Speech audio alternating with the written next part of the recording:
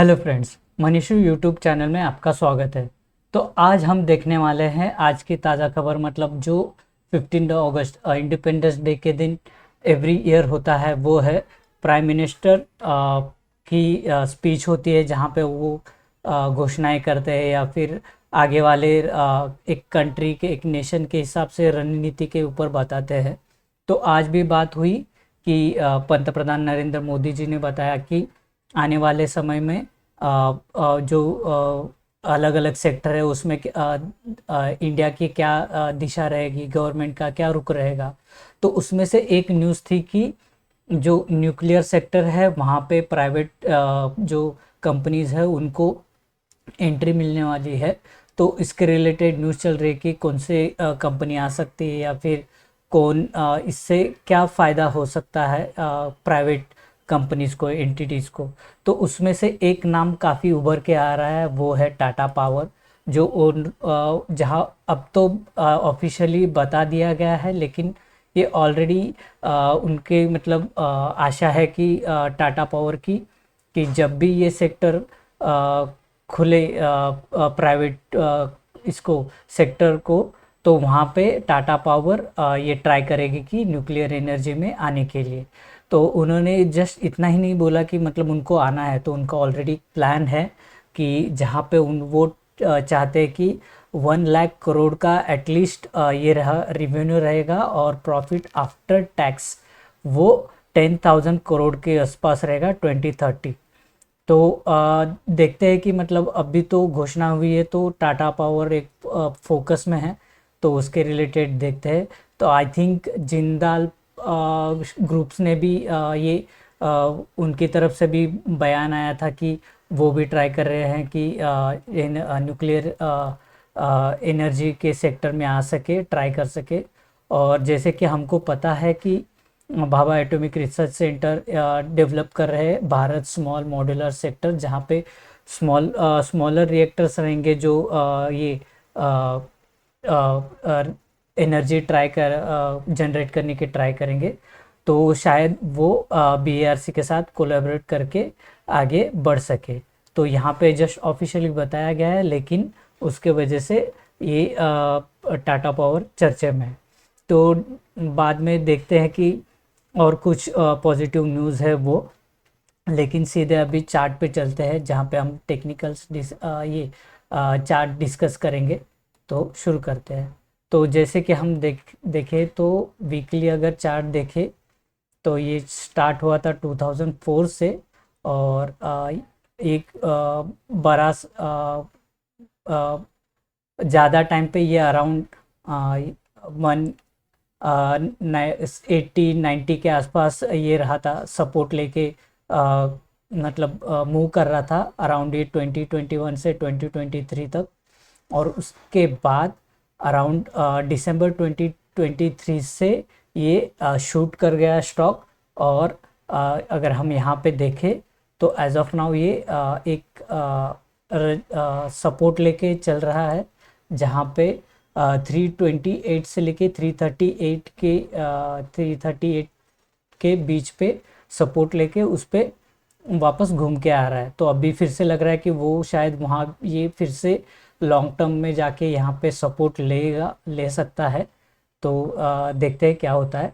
तो अगर week chart की बात करें तो ये एक मेन सपोर्ट है, और एक सपोर्ट है जहाँ एक रेजिस्टेंस है, जहाँ पे 445 से लेके 460 के बीच में, जहाँ से ये ऊपर अच्छे से बढ़ नहीं पा रहा। बीच में एक जगह पर सितंबर 24 में एक ट्राई किया था, लेकिन वो वापस जाके 487 से लेके वापस रिवर्स आ चुका है। तो ये रहे वीकली के बारे में ये सपोर्ट और रेजिस्टेंस। और अगर हम डे के बारे में देखें तो डे में भी एक ही सपोर्ट है, मेजर सपोर्ट लग रहा है, वो है 328 से लेके 338। और एज ऑफ नाउ अभी एक सपोर्ट लेवल पे है, वो है 384 370 से लेके 384 के बीच में एज ऑफ नाउ ये अपर रेंज पे है, ये पर्टिकुलर सपोर्ट के ऊपर। और यहाँ पे अगर देखें तो फिर से एक सपोर्ट है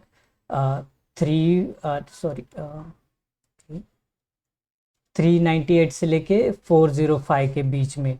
तो ये एक सपोर्ट है जो प्रीवियस था। अब भी यहाँ से अगर हम ये रेंज अगर आगे बढ़ाए तो यहाँ से अब ये रेजिस्टेंस में कन्वर्ट हो चुका है, ऐसे दिख रहा है। और यहाँ से ये बार बार ये हो रहा है, नीचे आ रहा है, मतलब उस सब रेजिस्टेंस को लेके नीचे क्रैश कर रहा है। और वैसे भी और एक है जहाँ पे 411 से लेके 421 है, अगर डे टाइम फ्रेम में देखें तो। और ये एक रेजिस्टेंस है, मेजर रेजिस्टेंस है। और एक बात है जो मतलब अगर हम ऑब्जर्व कर सके, या फिर पता नहीं मेरा अंदाज़ा कितना सही या नहीं, क्यों मैं जैसे चार्ट ये एनालाइज कर रहा हूँ क्योंकि मुझको डेटा विजुअलाइजेशन, ये चार्ट देखना अच्छा लगता है।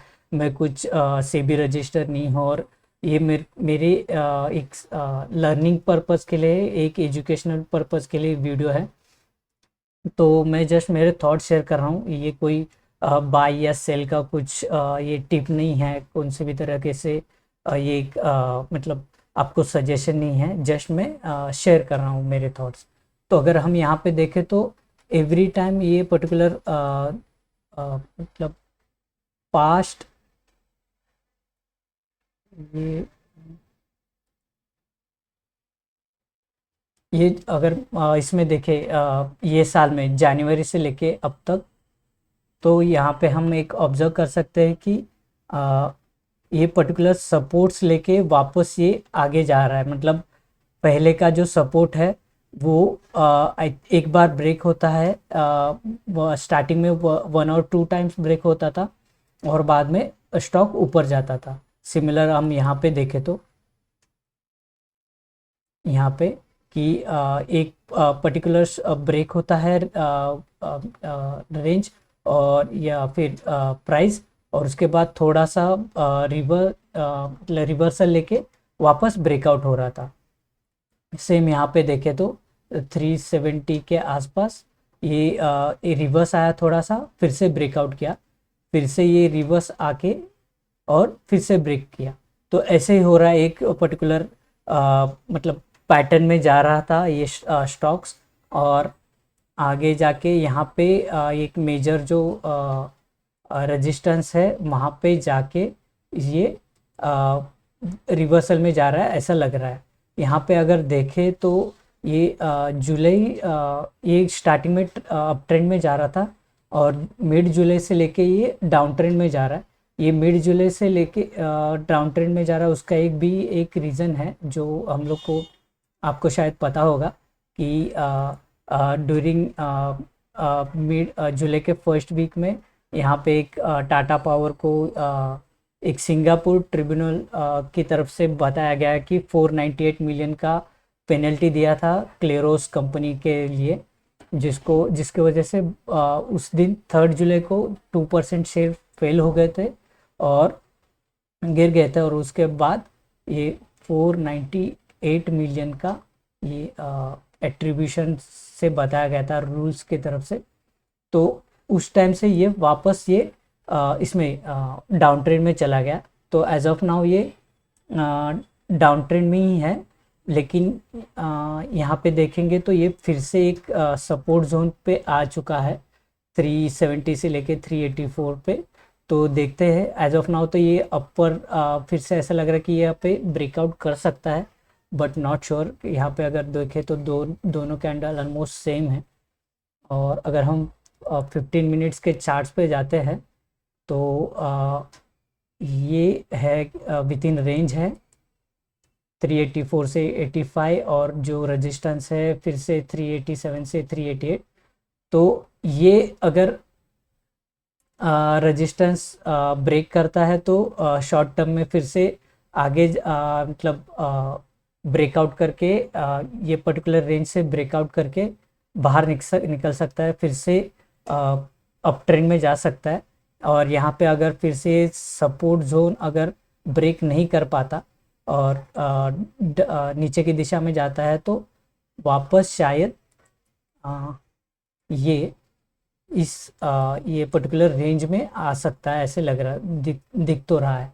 लेकिन ये रेंज में भी अगर यहाँ पे आने के बाद अगर वो वापस जाने के चांसेस ज़्यादा है, तो देखते हैं कि क्या है। एज ऑफ नाउ तो एक टारगेट बता सकते हैं। टारगेट मतलब संभावनाएं हैं कि 416 है जो टारगेट रख सकते हैं। और एक है जो अगर स्टॉप लॉस या फिर रजिस्टर्स के बारे में बता सकते हैं तो वो है 370 का। तो शॉर्ट टर्म के लिए ये दो रेंजेस इम्पोर्टेंट है। लॉन्ग टर्म के लिए 3 टारगेट है, 3 रेजिस्टेंस है, मतलब स्टॉप लॉस या फिर रेजिस्टेंस का है या फिर सपोर्ट का है। 442 एक टारगेट ये सपोर्ट है जहाँ तक ये जा सकता है। 453 465 ऐसे 3 टारगेट है, सपोर्ट है। और जो रेजिस्टेंस है वो 370 356 338 ये है।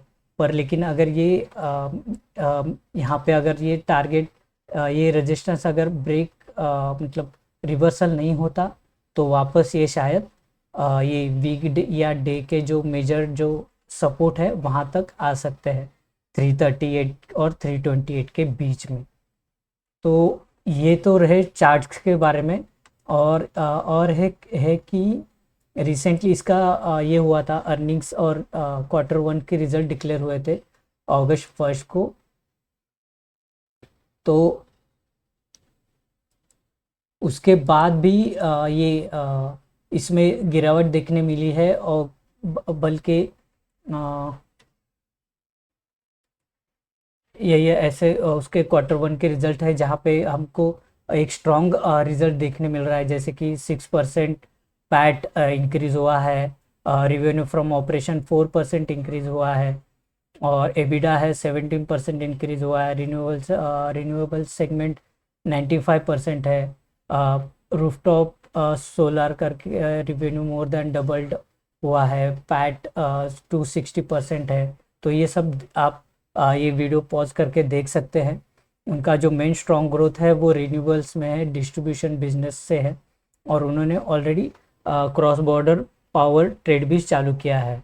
तो थोड़ी से क्विक एक समरी है वो देख सकते हैं आप। और एक उनका न्यूज़ है वो है कि टाटा पावर ने डील साइन की है सुलोन एनर्जी के साथ 6000 करोड़ की फॉर विंड टर्बाइंस जो आंध्र प्रदेश में प्रोजेक्ट आने वाला है।